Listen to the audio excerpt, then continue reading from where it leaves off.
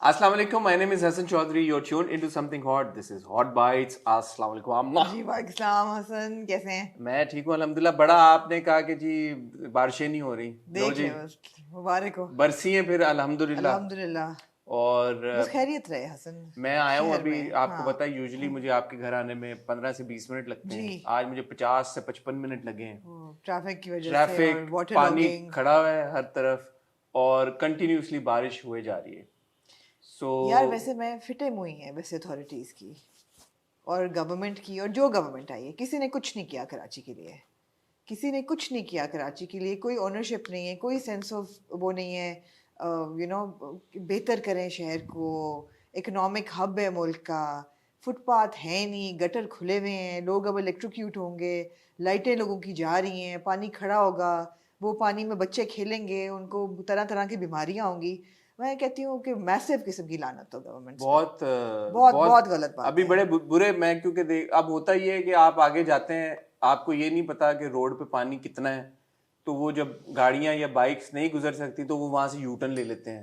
अब वो वहां से यू टर्न लेते हैं तो यहाँ से सामने से ट्रैफिक आ रही होती ट्रैफिक है। आ रही होती है, तो बिल्कुल। ये बड़ा रिस्की हो जाता है। एक बड़ी खतरनाक सी सिचुएशन है। मैं तो अभी क्योंकि देखता हुआ आ रहा हूँ और कंटिन्यूसली ड्रिजल अभी भी हो रही है, हो रही है। बिल्कुल बिल्कुल। सो अल्लाह खैर करे। जैसे हम हमेशा दुआ करते हैं कि अल्लाह इसको रहमत वाली बारिश बनाए।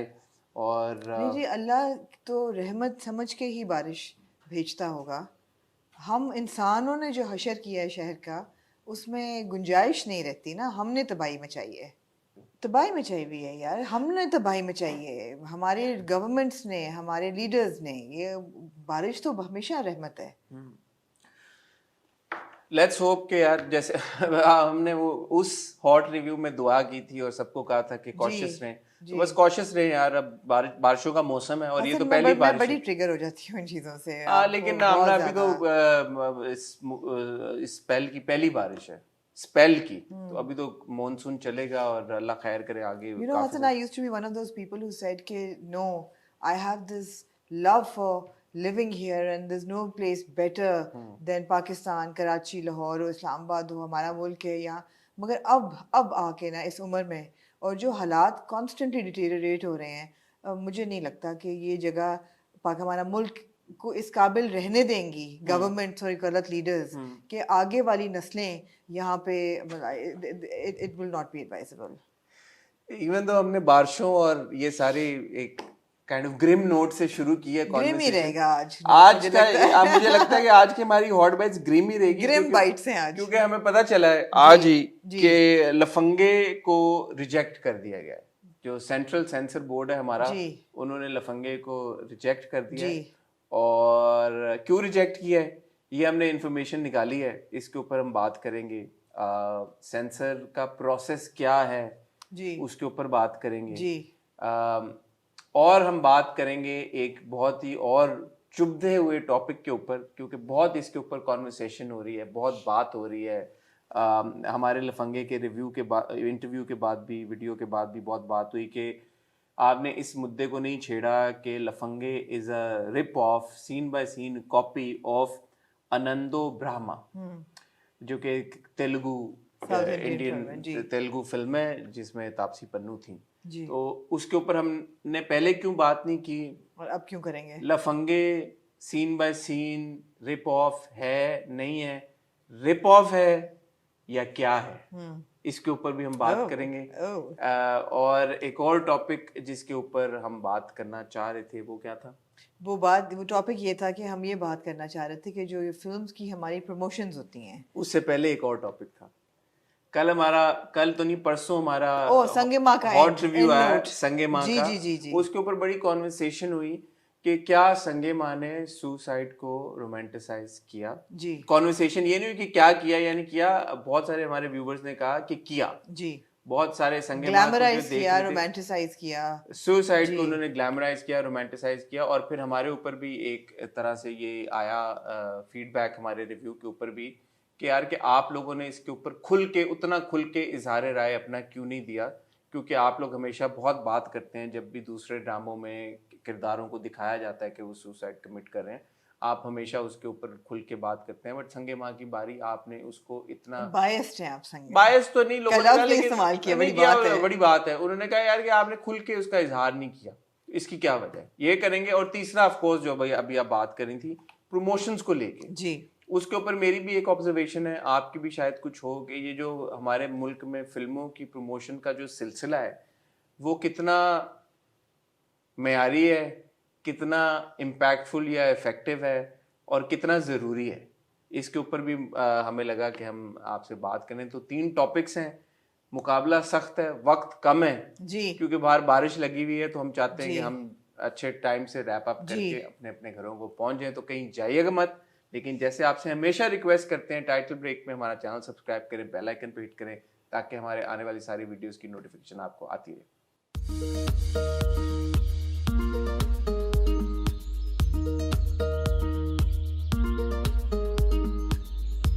जी हसन, ये बड़ा एक सॉरी स्टेट ऑफ अफेयर्स है कि फिल्म की रिलीज से कुछ दिन पहले वो फिल्म जो है उसको ग्रीन सिग्नल नहीं मिला to go into the cinemas. अब हम ये पहले कहते रहेंगे जी, ये भी बात है, हमने ये भी की है कि लफंगे रिलीज हो ही क्यों रही है, इतनी 2 बड़ी फिल्में आ रही हैं, why release it over Eid, release it later. हमने इस पर भी बात की है, हमने इस पर भी बात की थी कि may be this is not a film that I would watch, और आपने कहा कि मैसेज देखेंगे, तो ये भी था कि बहुत से लोग देखेंगे नहीं देखेंगे, लेकिन to take away the right to release and to censor it and to ban हो गई है ना, बैन नहीं हुई, रिजेक्ट हुई। रिजेक्ट हो गई है, तो वो एक ही बात नहीं, है। बैन नहीं हुई। मैं आपको, अगर आप मुझे अब मौका दें तो मैं, क्योंकि काफी अल्लाह आपको मौका दे हसन, बोलने का शुरू हो जाए फिर नहीं, स्टार्ट। क्योंकि आज मैंने कोई फोन खड़काए हैं 8-10, यू मे बिगिन। आज मैंने 8-10 फोन Well खड़का done, के, जी। तो जितनी इसके ऊपर इंफॉर्मेशन थी ना वो मैंने जबरदस्त। अब्जॉर्ब की हुई है, तो अब ओह। मैंने वो किसी ना किसी तरह से निचोड़नी है। ठीक हो तो गया। अगर आप पाकिस्तानी सिनेमा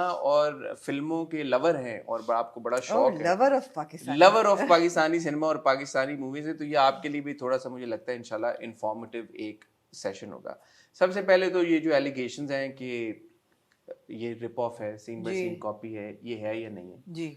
ये है मैं आपसे पूछती हूँ जी। जी हसन, कहा गया है कि ये फिल्म जो है कि रिप ऑफ है, सीन बाय सीन, तो आप लोगों ने इसके पे एड्रेस ही नहीं किया, तो क्या ये है रिप? आप क्या बायस्ड हैं आप? सीन बाय सीन नहीं, मैं बायस नहीं हूँ। हाँ scene by scene rip off नहीं है, जी, सीन बाय सीन रीमेक है। रीमेक है।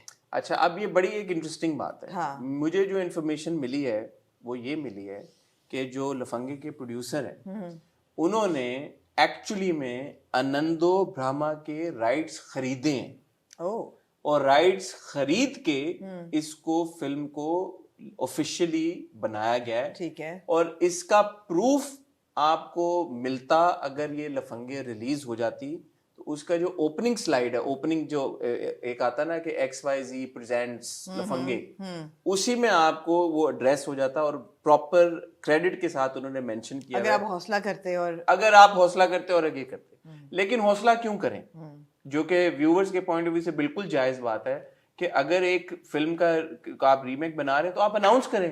कास्ट के इंटरव्यूज हो रहे हैं, मेरे साथ भी इंटरव्यू हुआ पूरी लफंगे की कास्ट का, इस चीज को एड्रेस नहीं किया गया, और भी दीगर जगह पे प्लेटफॉर्म्स पे बात हो रही है, तो क्यों नहीं बता रहे, ऑन क्यों नहीं कर रहे? अगर रीमेक बना रहे हैं तो इसमें क्या, सारी दुनिया रीमेक्स बनाती है, और स्पेशली अगर आपने राइट्स खरीद के बनाया।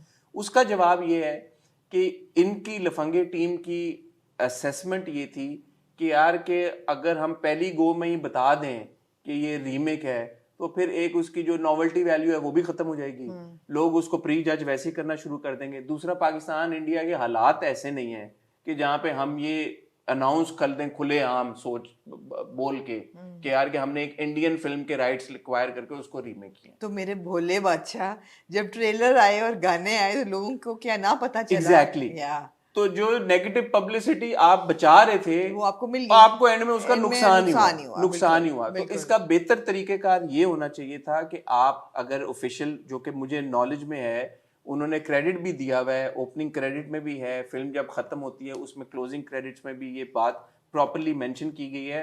और हमें, क्योंकि मैं लफंगे की टीम के साथ, मैंने अभी जब ये पूरी डिस्कशन हुई, हमारे पास ये अपॉर्चुनिटी है कि हम जिनसे राइट खरीदे गए हैं, आनंदो ब्रह्मा की टीम से, जो उनकी एग्जीक्यूटिव प्रोड्यूसर हैं, हम कोशिश करें कि हम उनको इंटरव्यू करें और उनका पर्सपेक्टिव और उनका पॉइंट ऑफ व्यू भी हमारे व्यूवर्स के साथ शेयर करें, ताकि ये बात ऑथेंटिकेट हो जाए कि ये फिल्म वाकई में कंफर्म है। अब जो आनंदो ब्राह्मा है वो भी कोई मतलब उसके कुछ 4-5 और वर्जन्स निकले हैं। उसको बंगाली में भी उसका रीमेक हुआ है, उसका कनाडा में भी हुआ है, तमिल में भी हुआ है। सो और वो भी मुझे ये पता चला है, correct me if I am wrong, जो हमारे इंडिया के व्यूवर्स होंगे उनको शायद इसकी ज्यादा अंडरस्टैंडिंग और समझ हो, कि actually Anando Brahma is also based on a Bengali novel or a Bengali play, Bengali theatre play, I think, not novel, I'm sorry, pardon me, Bengali theatre play के ऊपर बेस्ड है आनंदो ब्राह्मा। सो ऐसा नहीं है कि ये कोई बड़ी धक्की छुपी बात रह सकती थी। लफंगे की टीम को चाहिए था कि इसको पहले से क्लैरिफाई कर दें और इस बात को क्लियर आउट कर दें। मुझे ये इंफॉर्मेशन एक्चुअली मिली थी 3-4 हफ्ते पहले, बट आजकल के दौर में आपको पता है कहा याद, तो मैं वो रिटेन ही नहीं कर सका। तो मैंने जब समी और नाजिश और मानी का इंटरव्यू किया तो मेरी बेवकूफी और कायली है कि मैं उनसे वो मुझे याद ही नहीं था कि ये बात, तो हम उस पर चले गए हाउसफुल और वो सारा, क्योंकि मेरे जहन में ये बात नहीं थी भाई ये तो ऑफिशियल रीमेक है एक उसका फिल्म का। सो वो मेरा एक समझने हो जाती है गलती, बड़े आपने कम्मे, इतनी बड़ी बात आपको याद मुझे याद ही नहीं। मुझे किसी ने कहा था कि ये है, तो मैंने वो बात हुई 4 हफ्ते पहले, उस वक्त ट्रेलर भी नहीं आया हुआ था फिल्म का, तो वो हुआ कि यार ये फिल्म एक आ रही है, ये ऑफिशियल एक रीमेक है। अच्छा अब ये बताएं कि ये फिल्म रिजेक्ट क्यों हुई? रिजेक्ट इसलिए हुई, अच्छा मुझे जो पता चला है, अब जैसे हम अपने व्यूवर्स को हमेशा बताते हैं, आप देख रहे हैं लफंगे के राइट्स जो हैं वो टोटल हसन के पास हैं। नहीं मैं क्योंकि फोन आप ये तो हमारे सारे व्यूवर्स को पता है कि सेंसर का प्रोसेस ये है कि हर एक प्रोविंस का अपना सेंसर बोर्ड है जी, ठीक है, और उसके बाद एक central board of film certification है जो कि फेडरल के अंडर आता है, ठीक है। सिंध से ये 21 कट्स के साथ 21 नहीं 18 कट्स आई थिंक, मेरी जो मुझे जो बहुत से कट्स के साथ 18 कट्स के साथ ये फिल्म अप्रूव हुई, और वो भी ए सर्टिफिकेट के साथ, ठीक है जो मुझे जो इन्फॉर्मेशन मिली है। और फिर इसको जब सेंट्रल बोर्ड के पास गई है तो सेंट्रल बोर्ड ने इसको रिजेक्ट कर दिया। उन्होंने बोला कि इसमें वल्गैरिटी बहुत है, तो अगर हम इसमें कट्स भी लगाएं और इसको अडल्ट सर्टिफिकेट दे दें तो भी जो है ये हमारे मुआशरे पे अच्छा असर नहीं छोड़ेगी, ठीक है। उन्होंने कहा जी इसको हम अभी रिजेक्ट कर दें, ठीक है। फिल्म बैन नहीं हुई, बैन का मतलब ये है कि उन्होंने देखी, उन्होंने कहा यार ये फिल्म कभी रिलीज ही नहीं हो सकती।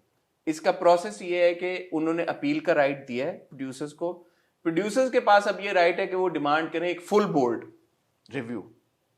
तो ईद पे तो जो फिल्म रिलीज होनी थि, इट इज अनलाइकली कि ईद के ऊपर ये फिल्म अब रिलीज नहीं होगी क्योंकि 4-5 दिन रह गए हैं। ईद के बाद इसके ऊपर एक फुल बोर्ड बैठेगा सेंसर का जो कि इसको दोबारा रिव्यू करेगा, असेस करेगा, और उसके बाद देयर इज अ चांस कि कट्स के साथ, मजीद कट्स के साथ, या आप मुझे ये बताएं हसन कि आपको कोई आइडिया है कि जो ये बोर्ड बैठता है सेंसरशिप का या सर्टिफिकेशन जिसे कहते हैं, because they don't want to use the word censor, क्या ये फिल्म की रिलीज से हफ्ता पहले बैठता है या 2 महीने पहले बैठता है या महीना पहले बैठता है, क्या सीन क्या है?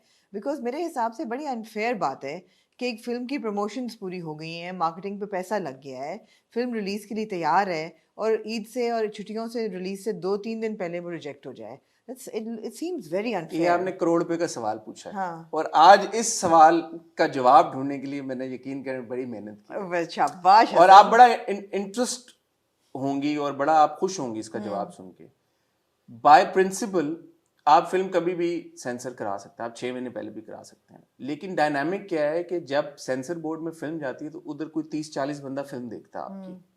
वो 30-40 बंदा जब फिल्म देखता है तो एग्जिबिटर्स जो हैं उनके कान लगे हुए होते हैं इस पूरी डिस्कशन के साथ कि यार कि फिल्म आपने देखी, फिल्म कैसी है।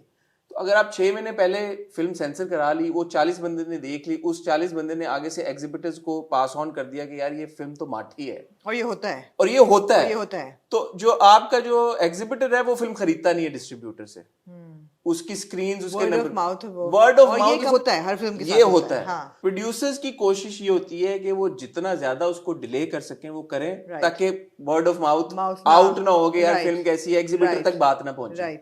सो उनकी कोशिश होती है यार 4-5-10 दिन पहले ही सेंसर कराएं।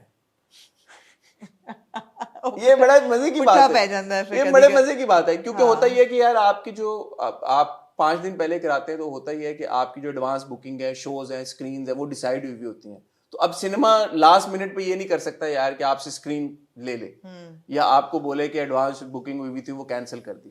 आजकल तो इतना सिनेमा रूथलेस हुआ हुआ है कि कर भी सकता है, कर ये भी सकता है। कर भी सकते हैं एग्जीबिटर। हाँ। बट यूजुअल प्रैक्टिस ये है कि अगर आपने बुक कर ली, वेबसाइट पे आ गया, हर जगह अनाउंस हो गया, एडवांस बुकिंग हो गई, तो अब स्क्रीन तो नहीं ना वापस लेंगे, वो इनिशियल स्क्रीन तो मिल गई ना। हाँ। सो इसलिए प्रोड्यूसर यही चाहते हैं कि हमारी आखिरी के दिनों में हो। बिल्कुल।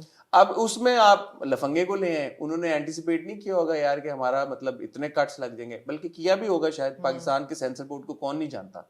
सो may be it would have been probably wiser on their part कि वो महीने 2 महीने 3 महीने पहले उसको We should actually do a hot bites on Censor Board पे हैं कौन लोग? I would love to know. Who are मैं these? एक प्लान कर रहा हूँ वीडियो, हाँ, इंशाल्लाह बिल्कुल। हम करेंगे ताकि हमारे व्यूवर्स को और इस पे क्लैरिटी क्लैरिटी मिले मिले। आई कि बोल ये रही हूँ क्लैरिटी सिचुएशन। चाहिए कि कौन लोग हैं जो सेंसर करते हैं। तो मेरी समी से भी आज बात हुई और समी को मैंने पूछा, मैंने कहा अब आप क्या महसूस कर रहे हैं, तो उन्होंने कहा यार कि हम पूरी कोशिश कर रहे हैं, लफंगे की पूरी टीम आप प्लीज कन्वे कर दें कि हम पूरी कोशिश कर रहे हैं कि हम इस मसले को जल्द से जल्द रिजॉल्व करें, and I hope that people will get to watch the movie as soon as बड़ा पॉसिबल। सैड है हसन ये बात है कि देखिए, एक तो आपकी होगी the art of film making, दूसरी चीज़ आपकी होगी the business of film making. ये मतलब है कि आर्ट में जब बात आती है तो आपके आर्टिस्ट इन्वॉल्व हैं, आपके एक्टर्स इन्वॉल्व हैं, आपके राइटर्स, डायरेक्टर्स, एक पूरी टेक्निकल टीम है कास्ट एंड क्रू की, जिन्होंने अपना खून पसीना एक करके एक प्रोजेक्ट बनाया है। मतलब है कि just to take that away from them, फिल्म भले क्रिटिक्स हम लोग अच्छी लगे बुरी लगे, फ्लॉड हो, वट एवर, वो बात की बात है, but to take that right to make a creative project and to release it and to show it to people and to your fans is just unfair. And secondly, the business of fashion, पैसा लगता है, पैसा लगता है film बनाने में, किसी producer का पैसा लग रहा है, किसी इन्वेस्टर का पैसा लग रहा है, आप जब उसको रिजेक्ट कर देते हैं तो that all that money goes down the drain. How are you encouraging the business और the entire process of film making then? आप कहते हैं आप इंडस्ट्री को सपोर्ट करेंगे, यार आपका सिस्टम ही नहीं सपोर्ट करता. अब देखें इसमें एक और ऑप्शन क्या, एक और एस्पेक्ट इसका ये भी है यार, फिल्में तो बाहर भी बनती हैं, अब अडल्ट कंटेंट भी होता है, ठीक है, इसीलिए सेंसर बोर्ड होता है, इसीलिए सेंसर बोर्ड रेटिंग इशू करता है, सर्टिफिकेट इशू करता है. तो यार अगर ह्यूमर उस तरह का, आप अडल्ट सर्टिफिकेट दे दें, बात खत्म करें. नहीं, या तो आपका कोई क्लॉज हो, आपकी कोई हो मैनुअल हो जिसमें लिखा हो एग्जैक्टली कि ये कंटेंट नहीं चलेगा पाकिस्तानी फिल्म्स में, नहीं एक्सेप्टेड होगा. मतलब है कुछ नहीं है ना. आप जब कह रहे हैं कि नहीं जी, you have a free hand, Pakistan is a free country, there is a freedom of expression, there is a freedom of press, हर चीज़ आपका जो दिल चाहता है आप करें, कोई रोक टोक नहीं. ऐसा नहीं है, ऐसा नहीं है. और अगर नहीं है ऐसा तो आप बताएं. I mean, if you want this to be films to be a manifestation of our culture is, the spectrum is very broad. लेकिन आमना मैं एक और आपको बात बताऊं इसमें, एक देखें बात ये है कि आजकल जो हमारे जो मुल्क की एक ऑडियंस है सिनेमा की, पहले आप उनकी सेंसिबिलिटीज को समझें, ठीक है. अगर आप एक फिल्म ऐसी बनाते भी हैं जिसको सेंसर बोर्ड अडल्ट सर्टिफिकेट दे भी देता है, प्रॉफिटेबिलिटी पॉइंट ऑफ व्यू से वो बिजनेस नहीं कर पाएगी, क्योंकि उसको सिनेमा जो एग्जिबिटर्स होंगे ना, वो उसको एक स्क्रीन देंगे, रात को 12:30 बजे का शो दे देंगे ज्यादा से ज्यादा, और क्या होगा. तो आप अडल्ट सर्टिफिकेट वाली फिल्में अभी बनाई ना, आप वो बनाएंगे जिसमें हमारा सिनेमा चलना तो शुरू हो. बात ये भी आ जाती है कि आप क्या कॉन्सेप्ट कंसीव कर रहे हैं. आप जैसे आप कह रहे हैं कि इतना वास्ट कल्चर है, उनमें से किस एस्पेक्ट को टैप कर रहे हैं. आप उस स्टेज पे तो पहुंचे ना जहां पे आप डाइवर्स कंटेंट क्रिएट कर सकते हैं, आपकी प्रॉफिटेबिलिटी तो इतनी सेल्फ सेंसरशिप करें, करनी पड़ेगी, करनी पड़ेगी. मेरे ख्याल नहीं, आप मार्केट को, आप ना देखें, at the end of the day it's a business. तो आप मार्केट के सिग्नल्स को समझे बगैर आप कंटेंट नहीं बना सकते.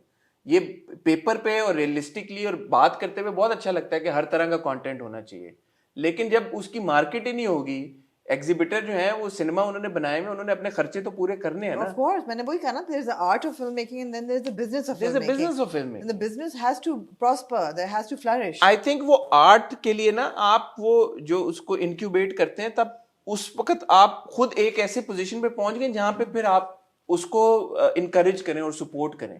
अब जैसे कमली की एग्जांपल है हमारी, उन्होंने ऐसी फिल्म बनाई कि जिसमें एटलीस्ट सेंसर की तरफ से तो रिस्ट्रिक्शन नहीं आ सकती जी, ना. बिल्कुल. आर्ट को तो उन्होंने ऑनर किया, बट उन्होंने वो वाला रिस्क नहीं लिया कि हम यार एक सोसाइटी के उस तरह के सेगमेंट पे, सेंसिबिलिटी के सेगमेंट पे या सेंसिटिविटी के segment, not to take away from those stories, वो भी उतनी रियल हैं जितनी मतलब बाकी स्टोरीज बिल्कुल है, बल्कि शायद ज्यादा रियल बिल्कुल है.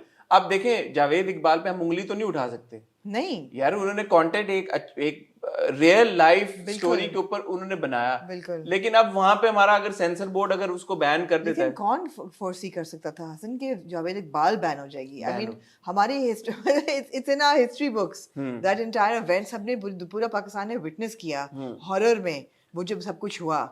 आप रोक सके उसको? खबरों पे चलने से रोक सके? नहीं, रोक सके। आपने सिनेमाज में रोक दिया उसको, तो ये ज्यादती है। तो ये बिल्कुल ज्यादती है, इसमें तो कोई दो राय नहीं है, लेकिन हमारे कंटेंट क्रिएटर्स को मैं नहीं केयरफुल हूँ होना पड़ेगा। अच्छा मैं नहीं हूँ इस हक में बिल्कुल भी, सेल्फ सेंसरशिप के हक में, बिकॉज आपको नहीं। नहीं पता कि कल वही बात है ना, कल किसको क्या बुरा नहीं, लगे। मैं ये कह रहा हूँ, देखें इस नहीं, Javed Iqbal is a prime example Hassan. Who would have thought कि Javed Iqbal which is a crime thriller on a real incident that happened in Pakistan, why would you ban it? नुकसान कितने लोगों का जो इस फिल्म से जुड़े हुए हैं, तो बस हंकी डोरी बनाए, बस प्यारे प्यारे जब रोम-कॉम्स तक आप बनाए। जब तक इस सिचुएशन पे पहुंच नहीं सकते कि आप इन चीजों को कंट्रोल में ला सकें। अब देखिए ना, ये तो मसला, अब इस मसले का सोल्यूशन क्या है? आप वाइल्ड कार्ड दे देंगे सेंसरशिप को कि वो बिल्कुल ही कंट्रोल करें, फिर you will give them the power to control your नहीं, कंटेंट। देखिए there are still a lot of stories, still very many stories that can be told. You don't know tomorrow which story they will ban. That's what I'm saying. अब इसमें लफंगे का ये था कि vulgarity है, यार वल्गैरिटी आपकी पूरा जो पश्तो सिनेमा चलता रहा है in the 80s and Punjabi 90s, cinema. Punjabi cinema जो चलता रहा है उसमें वल्गैरिटी नहीं थी, चला है ना। आप बिलबोर्ड देख लेते एबट रोड और इंदरून शहर में जाके, मतलब लड़कियों के जो हमारी एक्ट्रेसेस होती थी उनकी क्लीवेजेस पॉप हो रहे होते थे, उनकी टांगों पे स्टॉकिंग्स ऐसे बनाई होती थी ढापने के लिए, वो वल्गैरिटी नहीं थी, वो चला ही है ना। सो कल को क्या अलाउड है और कल क्या सेंसर होगा? अगर हम इनको एक वाइल्ड कार्ड दे देंगे कि जी you are in charge of content, I want to know who are these people who are monitoring the content. बिल्कुल सही। Because I'm sorry, I don't believe in this kind of censorship. Of course, अगर आपके religious sentiments hurt हो रहे हैं, you draw the line there.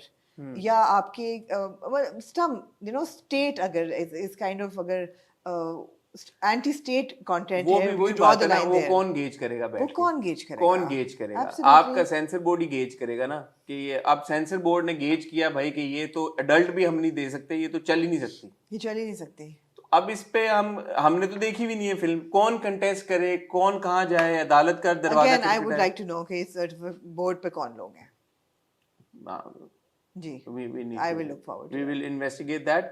Tariq Habib producer हैं इस film के लफंगे के, जी मेरी सब सिंपैथीज उनके साथ हैं। और वो ही इज दुबई बेस्ड जो मेरी इंफॉर्मेशन है, और वो उनका फिल्म इंडस्ट्री से ऐसा कोई ताल्लुक नहीं है, बट एक और शायद क्रिएटिविटी अब के रखना साथ भी ना चाहें। अब उन्होंने इन्वेस्ट किया, उन्होंने ये फिल्म Absolutely. बनाई। तो जो यहाँ पे लोग होते हैं, वो जो पुराने प्रोड्यूसर्स हैं या जो काफी अरसे से फिल्में बना रहे हैं, उनको फिर थोड़ी सी समझ लग जाती है यार कि क्या है, you know Dev tested the waters. So एक नए प्रोड्यूसर के लिए तो ये और ही ज्यादा मुश्किल है। So our sympathies with Tariq and his team, क्योंकि ये वाकई में बड़ा एक जो भी हो यार, एक कोई पैसा लगा के कंटेंट क्रिएट करता है मुल्क में, और फिर उसके साथ ऐसे हो जाए कि वो देखने को ना मिले, तो किसी के लिए भी बड़ी परेशान कुन बात होगी। अब सवाल एक और पैदा होता है जो हम पहले भी उठा चुके हैं। अगर फर्ज करें सिंध बोर्ड ने 18 कट के साथ अप्रूव कर दिया एडल्ट सर्टिफिकेट के साथ, और पंजाब बोर्ड ने भी अगर कर दिया है, तो सिंध और पंजाब में क्यों नहीं चल जाती है फिल्म? वीटो पावर जो अंकल्स के पास है, वीटो पावर नहीं है वहां पे। ये यहाँ पे आ जाती है ब्यूरोक्रेसी। तो टेक्निकली स्पीकिंग, लीगली कोई इस पे वो नहीं है, रिस्ट्रिक्शन नहीं है। अगर लफंगे की टीम चाहे तो वो चला सकती है, बट मेरे ख्याल में फिर जब सेंट्रल की तरफ से आता है, जैसे फेडरल गवर्नमेंट की तरफ से कुछ आता है, तो क्योंकि the provinces and the federal government need to put up a face के we are all in working in tandem, तो इस वजह से शायद जो प्रोविंशियल सेंसर बोर्ड होते हैं वो भी फिर अपनी सर्टिफिकेशन रोक लेते हैं या रिवाइज कर लेते हैं। तो ये भी एक इशू है, बट अदरवाइज अगर सिंध ने क्लियर कर दिए तो सिंध में फिल्म चल सकती है। इसमें कोई, पहले भी हम एक दो बार ये सवाल रेज कर चुके हैं। तो ये लफंगे की कहानी है। फिलहाल जो है हम बैन का लफ्ज मैंने इसलिए कहा कि हम नहीं इस्तेमाल कर सकते क्योंकि उनके पास राइट ऑफ अपील है, और वो राइट ऑफ अपील अपना यूटिलाइज कर रहे हैं, और फुल बोर्ड बैठेगा ईद के बाद। बट लेट्स सी उस पे फिर क्या डिसीजन होती है। अब ये भी बात है ना, अगर एक फिल्म के 18, 20, 21, 22, 25 कट्स लगा देते हैं आप, तो फिल्म में बचता क्या है? Exactly. फिर आप दिखाएंगे क्या लोगों को? और उस फिल्म में मतलब ऑब्वियसली उसका नैरेटिव क्या रह जाएगा अगर इतने कट्स लग गए? तो वो भी एक पॉइंट ऑफ व्यू है। तो लेट्स सी क्या होता है। We wish the team of Lafange all the best. और ये काफ़ी एक डिटेल्ड कॉन्वर्सेशन है जो कि हम इस पे कंटेंट किस तरह का बनना चाहिए, सेंसर क्या है, वो भी करेंगे। और जो आनंदो ब्रह्मा का था, आई होप कि उस पर भी आपको क्लैरिटी मिल गई। It's an official remake and it has been addressed as such. बहुत लोग हमें कह रहे थे कि यार कि आपने उस पर बात की कि लॉर्ड वेडिंग जो है उसका रिप ऑफ बना रहे हैं वो रक्षाबंधन, तो आप ये क्यों नहीं बात कर रहे? तो ये हमारी नॉलेज में है कि ऑफिशियल खरीद के और हमने remake परमिशन बनाया है। लेके ये हुआ है। सो लेट्स सी अभी जी। के अभी देखने को मिलेंगे। जी। संगे माँ, संगे माँ, Over to संगे you, मैंने माँ काफी का बातें कर ली आपने हैं। काफी बोल लिया है। संगे माँ का सुसाइड, बहुत लोगों ने कहा कि जी संगे माँ was very hastily wrapped up in the last episode। गग को इतना एम्फेसिस नहीं दी गई जितनी देनी चाहिए थी। और कितनी देते? और कितने देते। और जो आखिरी सीन है खासतौर पर जो सुसाइड दिखाया है ज़ारसंगा का और हाजी मिर्जान का, that was romanticizing suicide, that was glamorizing suicide। और हमें ये लोगों ने कहा कि जी आप लोग हर वक्त ये कहते हैं कि जी सही क्या है गलत क्या है, सुसाइड को ग्लोरीफाई किया जाता है। Why did you give it a clean chit के नहीं this is fine and this is it's a romantic ending। So I want to say first of all that I feel that मैंने जैसे review में भी कहा था, Gug came in a full circle। आपको दिखाया गया, आपको बताया गया कि उन सब औरतों ने अपने गग के जिरगे को बताए हैं किस्से, उसके बाद जिरगे ने सुने हैं उनके किस्से, उसके बाद जिरगे ने अनाउंस किया है कि भाई ये उसकी सजा है, गग is now not allowed in this region. I felt it was fine. इससे ज़्यादा वो कितना एड्रेस करते हैं इस इशू को? गग को तो मुझे लगता है मुझे काफी लगता है काफ़ी, बिकॉज आप इस मैं आपसे सवाल पूछता हूँ, गग को आप छोड़ दें, गग को आप छोड़ ये दें। बताएं कि किसी भी चीज को, जी। अभी ये भी भूल जाए सुसाइड को, हम कहते हैं डोमेस्टिक अब्यूज या हम कहते हैं चीटिंग ऑन योर स्पाउस या जी। इन सारी चीजों को ग्लैमराइज या जब हम कहते हैं कि रोमांटिसाइज किया जा रहा है, उसकी डेफिनेशन क्या है? उसकी डेफिनेशन ये है कि एक गलत काम को देख के आपको लगे कि ये कितना अच्छा काम हुआ है, तो या एक गलत कैरेक्टर को देख के आपको लगे कि ये कितना हॉट है।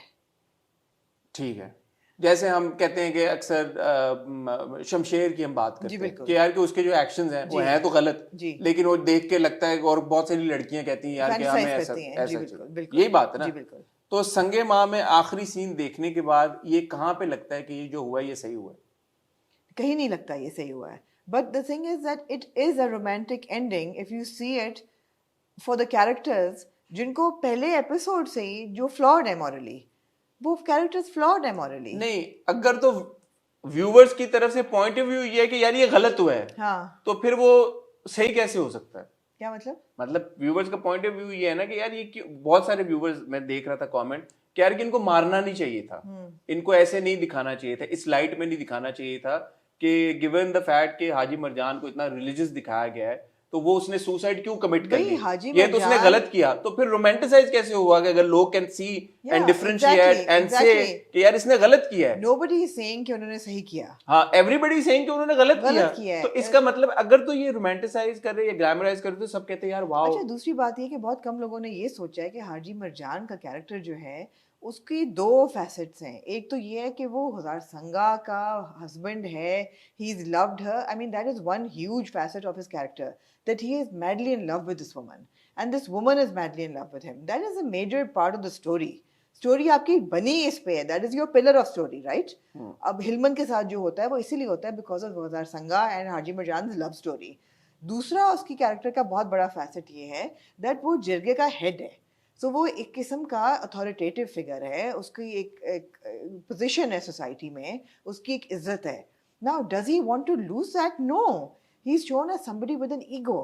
Will he want to face that? अब लोगों ने कहा कि जी किसास कर लेते, वो उसमें तो मजहब में इजाजत भी है इस चीज़ की कि वो आप कॉम्पनसेशन कर दें, लेकिन वो हिलमन कहता है ना कि बेगुनाह को मारने की बेगुनाह को मारने की कि है। नहीं है। नहीं, चलिए वो भी छोड़ दें, वो भी छोड़ दें। बात ये है कि Haji Marjan did not want to face the music. He did not want to face the jirga. He did not want to be slighted or brought down from grace or that position that he had all his life. तो दो facets है ना उसके। I mean क्या performance दी है नुमान अजाज ने? अब it's a story. How can a viewer or anybody tell the writer कि आपको ये लिखना चाहिए था? We do that all the time. That's the thing. No, that is the thing. You and I It's sit- not been glamorized. This is a very tricky matter to address. Now the thing is कि you and I sit every day and we tell writers कि यार कि ये आपने यहाँ पे ये थप्पड़ दिखाया, ये क्यों दिखाया? ये आपने यहाँ पे अब्यूज डोमेस्टिक वायलेंस दिखाई, आपने क्यों दिखाई, आपने असॉल्ट दिखाई, आपने क्यों दिखाई। हसन इसलिए सुसाइड के ऊपर भी हाँ, हम कह चुके हैं, बद्दुआ जो था उसमें किया, हमने क्यों किया, फिर प्यार दीवानगी में वो उसने अटेम्प्ट की, उसने क्यों की, फिर उधर की, हर ड्रामे में जहां पे ये होता है हम ये कॉन्वर्सेशन कर चुके हैं। ठीक है। Why and how does this rule apply only to संगे माँ कि यार कि ये राइटर का प्रोगेटिव है और वो राइटर का प्रोगेटिव नहीं है? Because it's not been trivialized. It's not something that's been done in the passing. There is a story behind it. It's all a storytelling process, Hassan. Thelma Louise देखी आपने? नहीं। Thelma Louise is one of the most iconic films in Hollywood. जिसमें आपकी जो दो female protagonists हैं, in the last scene, to run away from law and order because they're criminals, they take their convertible and they drive off the Grand Canyon and they commit suicide. It's written as one of the best endings of any film ever. Is it romanticizing suicide? No, it's not. Is it suicide? Is suicide wrong? Of course it is. It's not romanticizing. It's part of a storytelling process. जहाँ आपको जलन type उसमें suicide दिखाते हैं, that is regressive. It is dangerous. It's trivialized. It's यहाँ पे it's I feel it makes complete sense. मैं आपको इसका अब जवाब दूं? जी जरूर। आप सोच क्या है? मैं सोच इसका जवाब में, क्योंकि मैंने बहुत सोचा है इसके बारे में कि हम खुद बैठ के कहते हैं कि वो सुसाइड, वो तो फिर इस बार क्या प्रॉब्लम है? देखिए, हम जब भी बात करते हैं, सुसाइड्स की बात करते हैं, या हम डोमेस्टिक वायलेंस की बात करते हैं, असॉल्ट की बात करते हैं, थप्पड़ों की बात करते हैं, थप्पड़, क्योंकि सबसे ज्यादा हमने थप्पड़ों के ऊपर बात की है, हम हमेशा ये कहते हैं कि कोई ये नहीं कह रहा कि कभी भी टेलीविजन के ऊपर फिल्म में किसी को थप्पड़ मारते हुए ना दिखाओ। कॉन्टेक्स्ट की बात होती है कि यार कि इसका कॉन्टेक्स्ट क्या है, इसका नैरेटिव में, प्लॉट में इसकी जगह बनती है या नहीं बनती। बेस्ड ऑन दैट कहीं पे थप्पड़ शायद जरूरत हो उस नैरेटिव की, अगर आपने कैरेक्टर को इस लाइट में एस्टैब्लिश करना है, शायद असॉल्ट जरूरी हो दिखाना, क्योंकि आपने जो नैरेटिव आप बिल्ड कर रहे हैं उसमें वो एक बड़ा इंपॉर्टेंट फैक्टर है। इसी तरह संगे माँ की जो कहानी है वो पहले दिन से जिस तरह से शुरू हुई है, जिस तरह से एग्जीक्यूट हुई है, और जिस तरह से ये कैरेक्टर्स बने हैं और आगे बढ़े हैं, उसमें इट इज क्वाइट एविडेंट कि यार ये कोई आउट ऑफ प्लेस चीज नहीं है। बिल्कुल समझे इस बात को। एक सुसाइड है कि यार मैंने शादी करनी है, मैं पेट्रोल पी के मैं अपनी वो कर लूंगा, और मेरी शादी नहीं हो रही, मैंने सुसाइड पीनी है। एक ये है कि आपने दो किरदारों को दिखाया है, बिल्कुल, जो कि at one point you rightly pointed out yesterday when we were having a conversation, they said कि तुम्हारे ऊपर 100 हिलमंद कुर्बान, 100 हिलमंद। अब अपने एग्जैक्टली अब ऐसी कौन सी माएं होती हैं जो कि अपने बच्चों को बोलेंगे यार मैं अपने मियां पे अपनी औलाद कुर्बान करने के लिए तैयार हूं, और ऐसी कौन से, ये आपका कोई नॉर्मल कपल तो नहीं है ना। At the end of the day, we need to bear in mind they were murderers. They were murderers, yeah. So they are twisted people. So हाजी ये कहे कि जी मैं यहाँ पे फेस नहीं कर सकता तो ऊपर जाके कैसे करूंगा? भाई सुसाइड को कैसे फेस करोगे? वो भी तो गुनाह है। वो भी तो गुनाह है। तो मतलब वो ये सोच ही नहीं रहे। तो आप उनसे you are expecting way too much of these two characters who are obviously flawed. Yeah. आपको या तो उन्होंने शुरू दिन से दिखाया हो ना कि ये इतने साफ सुथरे किरदार हैं कि जिनमें कोई फ्लॉ है ही नहीं, तो फिर समझ में आता है कि यार इन्होंने सुसाइड कैसे कर ली। हाजी मरजान कह रहा है मैं हज करने जाता हूँ हर साल, ये है वो है, लेकिन इट इज क्वाइट क्लियर कि वो एक murder of all things. Exactly Islam में है कि एक इंसान का कत्ल पूरी इंसानियत का कत्ल है। यू कांट स्ट्रेस इनफ, किसी का कत्ल कर देना कोई छोटी मोटी बात नहीं है, चाहे आप जितना भी वो आपको परेशान करता हो या जुल्म करता हो, कत्ल बहुत बड़ी एक चीज होती है।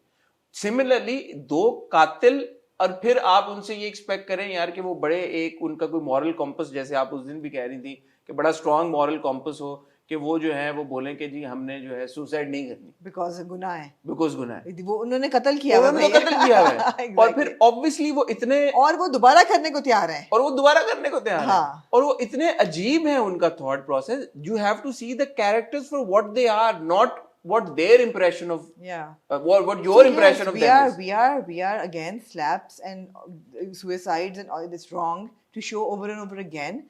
जब ये सनसनी के लिए इस्तेमाल होती हैं चीजें as props for सनसनी, here it's not used for सनसनी, it's a major part of the plot. It's intertwined in the storytelling and the storytelling is very strong. हमने अपने रिव्यू में, आप लोगों ने अपने कमेंट्स में, जितने हमें फीडबैक आया, जितना डीएम है, हर बंदा कह रहा है यार इन्होंने खुदकुशी कैसे कर ली, खुदकुशी तो हराम है। तो जब हम सब ने ये बात अंडरस्टैंड कर लिए तो इसका ये मतलब है कि फिर सुसाइड को ग्लैमराइज या रोमांटिसाइज तो नहीं किया गया ना। बिल्कुल। आप ये इस मकसद इस बात को समझें, if all of us were able to see कि यार ये गलत हुआ है, ये इनके साथ नहीं होना चाहिए था, ये इनको नहीं करना चाहिए था, तो इसका मतलब है कि ये गलत कदम उन्होंने उठाया, तो फिर और लोगों ने साइमल्टेनियसली पहचाना है कि गलत है। और पहचाना है।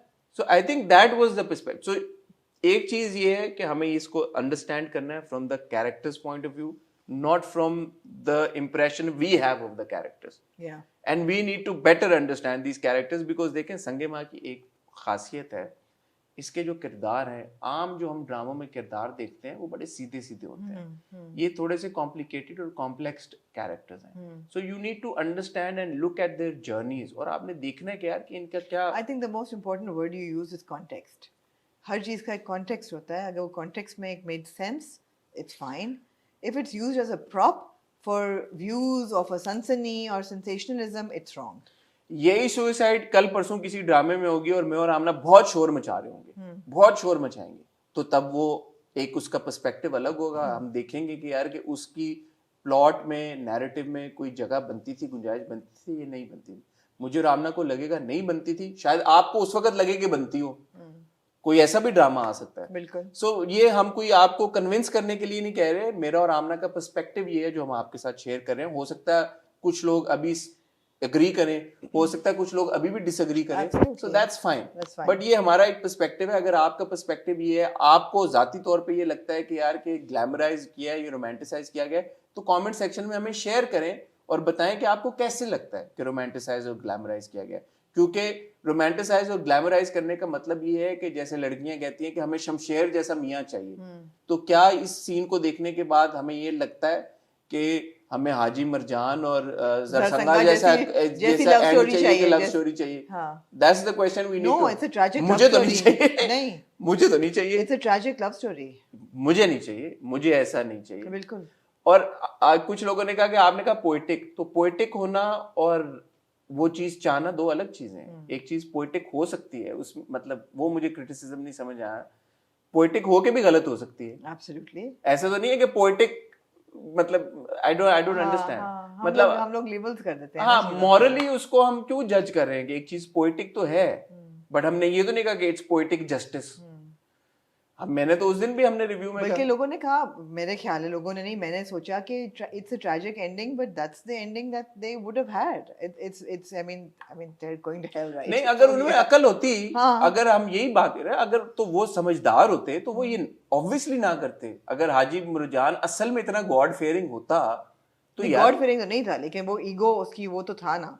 मैं यही कह रहा हूँ ना कि वो जितना वो कह रहा है कि हज और जितना वो अपने आप को समझता था कि वो नमाजों का पाबंद और वो है, तो यार ये तो बुजदिली है। बुजदिली है, बिल्कुल। खुदकुशी, आप अपने आप को, आप दुनिया को फेस नहीं कर सकते तो आप लेकिन context made sense for them to commit suicide. Context made sense because these are the characters that, जो आर्क की हम हमेशा बात करते हैं, आर्क देखें ना किरदारों का, आर्क क्या है। I think that people got it.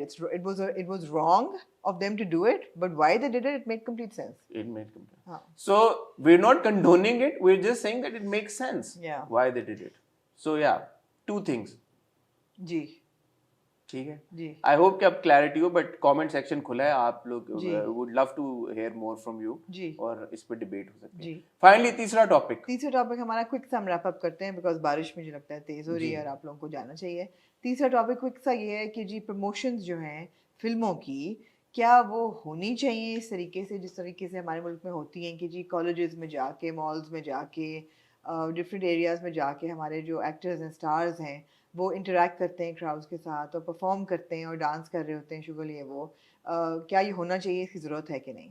मैं इस हक में नहीं, आप नहीं है। मैं the reason why we are also talking about this is because मैंने वीडियो देखी माहिरा की और फहद की। यार माहिरा और फहद हमारे मुल्क के दो सबसे बड़े स्टार्स हैं। मुझे नहीं लगता कि उनके स्टैचर को ये बात बेफिटिंग लगती है कि वो मॉल्स में जाएं और इस तरह मॉल्स में खड़े होके और वो अपने गानों पे नाचें और ये सब अच्छा नहीं लगता। It's not a good look. और मैं हैविंग फन के अगेंस्ट नहीं हूँ बाय ऑल मीन्स। मतलब ऑब्वियसली उनके जो गाने हैं उसमें भी वो गाने डांस ही कर रहे हैं ना, वो गाने आप प्ले करें, वो गाना आप टीवी के ऊपर देखें, ड्रामों के बीच में चल जाता है अक्सर आजकल, जब हम कोई भी ड्रामा देखने लगते हैं शुरू में ट्रेलर आ जाए, दैट्स इनफ प्रमोशन, वहां पे देख लिया ना।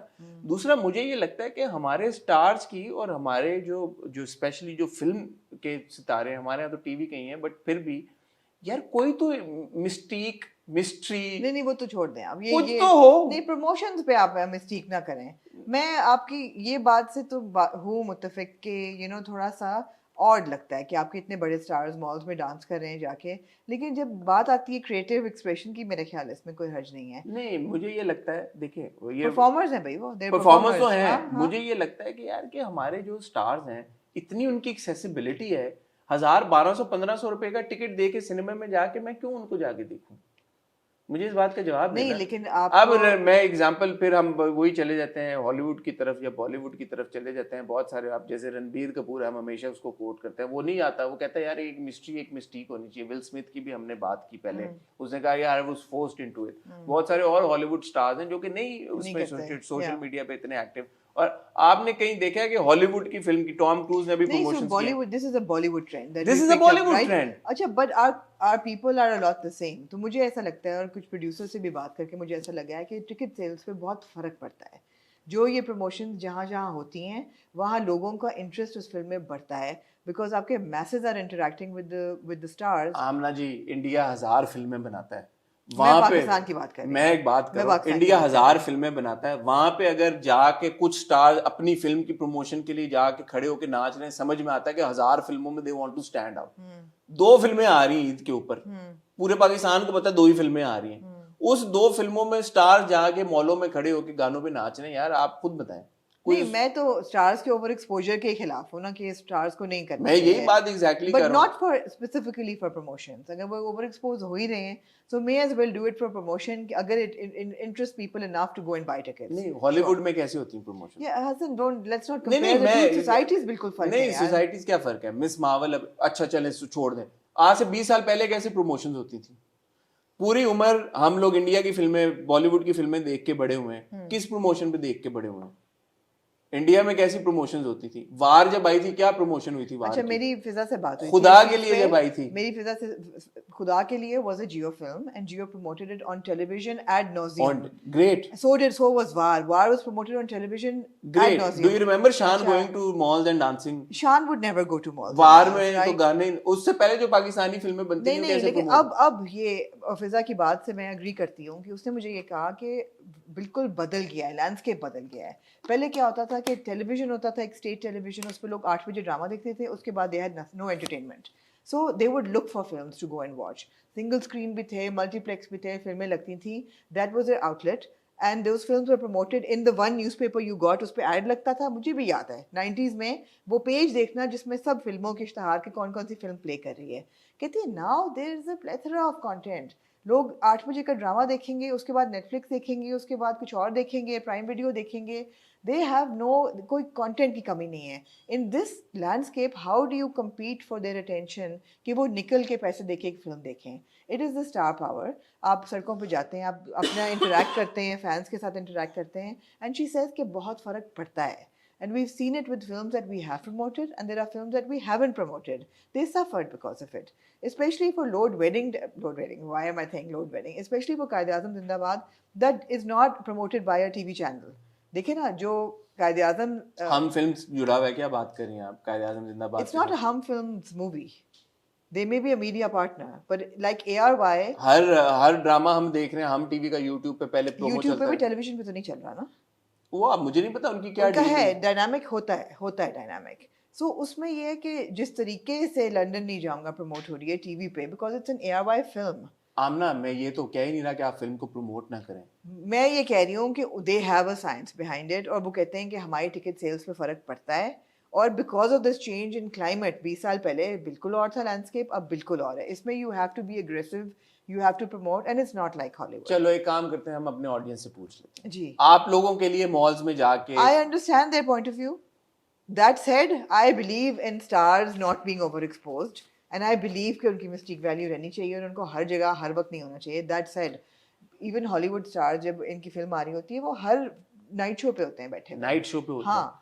That's the way to go. जो अवाम तक रीचने रीचने की जो अवाम तक रीच हाँ। करने के लिए प्लेटफॉर्म्स वो इस्तेमाल कर सकते हैं, जरूर करें।